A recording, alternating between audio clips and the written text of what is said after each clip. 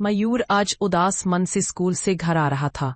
रास्ते भर वह यही सोच रहा था कि क्यों टीचर ने उसे बेवजह ही मारा, जबकि शरारत तो सुनील और कपिल ने की थी। घर आकर उसने बुझे मन से खाना खाया। पढ़ाई में भी उसका मन नहीं लग रहा था। बेमन से होमवर्क पूरा किया था। पूरी रात उसे ठीक से नींद भी नहीं आई। बस रात इसी सोच में निकल गई कि दूसरों के किए की सजा मुझे क्यों मिलती है। ये तो करे कोई और भरे कोई वाली बात हो गई थी।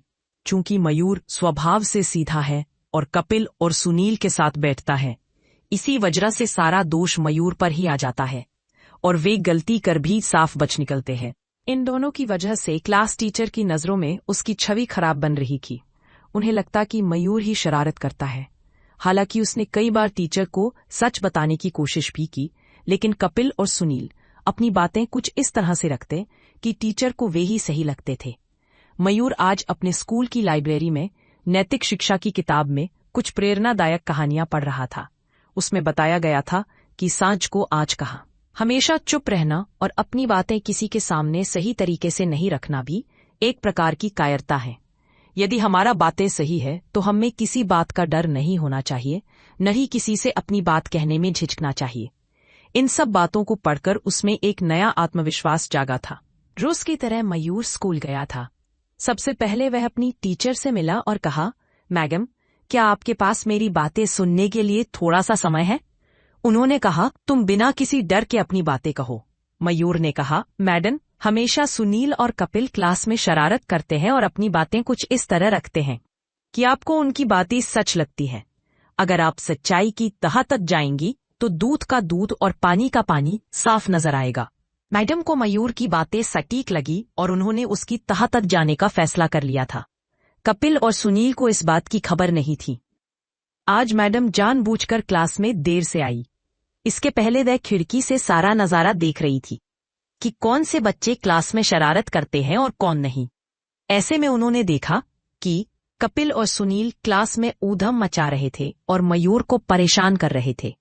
कभी तो वे उसकी कॉपी छीनते, तो कभी उसका चश्मा निकालते और कान मरोड़ते, तो कभी उसको थप्पड़ जड़ते थे। इस बीच अचानक टीचर ने क्लास में प्रवेश किया। सभी चुपचाप बैठ गए थे। आज उनका गुस्सा 7वें आसमान पर था। उन्हें इस बात की तकलीफ थी कि इन दोनों बदमाशों की वजह से मासूम मयूर को मार और डांट खानी पड़ी थी, जबकि उसकी गलती भी नहीं थी।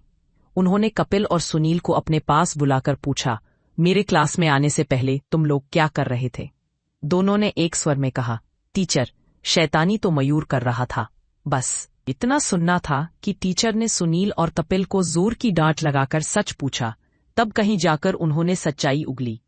ऐसे में टीचर ने उन्हें इस बात की ताकीद दी कि फिर कभी तुमने किसी निर्दोष पर दोष मढ़ा तो इसका परिणाम तुम्हें भुगतना होगा। तुमने अब तक मयूर को अपनी शरारतों से बहुत परेशान किया है।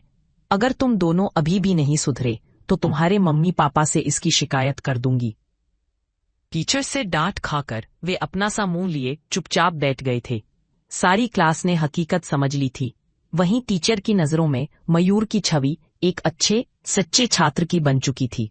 कथा सार, अगर हमारी बात सही है तो हमें बेझिझक होकर अपनी बात रखनी चाहिए, क्योंकि डरते तो वही है जिनकी बातें गलत होती है। कोबाल्ट टीवी एनिमेशन को देखें, लाइक करें, सब्सक्राइब करें, शेयर करें।